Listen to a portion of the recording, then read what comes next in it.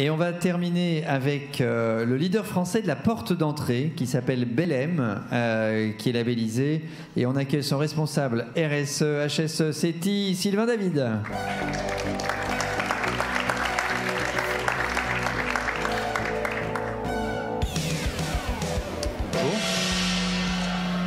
Alors, on va revenir sur votre gouvernail, si je puis m'exprimer ainsi. Mais avant, quelle idée vous a donc pris de vous lancer dans la RSE il y a 10 ans maintenant ? Tout d'abord, c'est un sentiment d'injustice de voir souvent dans la société, et particulièrement dans les médias, le patron associé à un voyou. Et donc, il y a une vraie volonté de pouvoir montrer que éthique et profitabilité, ça va bien ensemble aussi. Alors après, évidemment, c'est d'abord une vision et un engagement du dirigeant, donc Yann Rolland, président, a acquis l'indépendance du groupe en 2007, et donc c'était pour lui un projet assez pionnier, effectivement, à l'époque.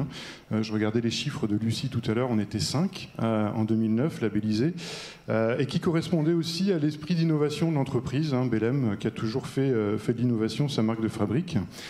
L'objectif, c'est de donner du sens à l'action, prendre ses responsabilités vis-à-vis des salariés, mais pas que. On a toutes les parties prenantes, les clients, les fournisseurs, les institutions, les collectivités, etc.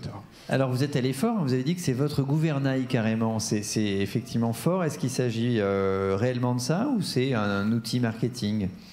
Non, ce n'est pas un outil marketing quand on intègre la RSE au business. On l'a, dès le départ, quand on l'a mise en place, intégré dans les instances existantes pour ne pas complexifier encore nos organisations et pour ne pas en faire un truc en plus. Et depuis bientôt 10 ans, effectivement, ça a orienté un certain nombre de nos choix.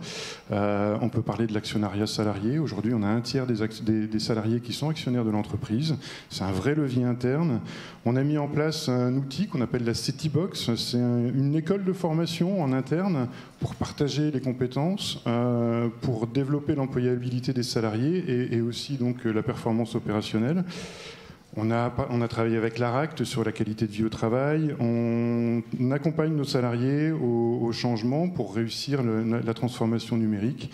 Enfin, voilà. Donc quand même beaucoup d'actions qui sont mises en œuvre. Au quotidien, qu'est-ce que ça donne ? On ne risque pas de s'essouffler quand on est aussi orienté comme ça sur la RSE que vous ?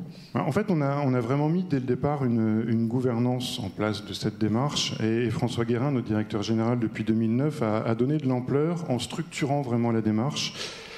Si je prends quelques exemples, on a une revue de direction tous les ans où on va rendre compte à la direction des actions, des indicateurs. On va analyser tout ça, on va fixer les orientations pour l'avenir. Et là, on va impliquer une dizaine de personnes, c'est bien. On a aussi l'animation de tout un tas de plans d'action par pôle, puisqu'on a plusieurs sites industriels, mais aussi par métier. Et là, on va impliquer une centaine de salariés. Et puis surtout, et c'est ça le plus important, c'est qu'on a les idées d'amélioration, on a des challenges sur les différents sites de production. On rend compte à nos salariés, par beaucoup de communication interne, tous les quadrimestres, ce qu'on a fait, les indicateurs. Et là, comme ça, on intègre 850 salariés sur 850 et c'est ça la clé de la réussite. Alors on pourrait se dire ils impliquent 850 salariés, c'est pas possible, mais donnez-nous le chiffre quand même du baromètre social, c'est assez impressionnant. Alors baromètre social, 97% des salariés connaissent notre politique RSE et 93% la partagent. Et peut-être encore plus de la moitié des salariés ont modifié leur comportement suite à cette démarche. Bravo, je crois qu'on peut vous applaudir très fort. Merci. On est un peu juste sur le timing.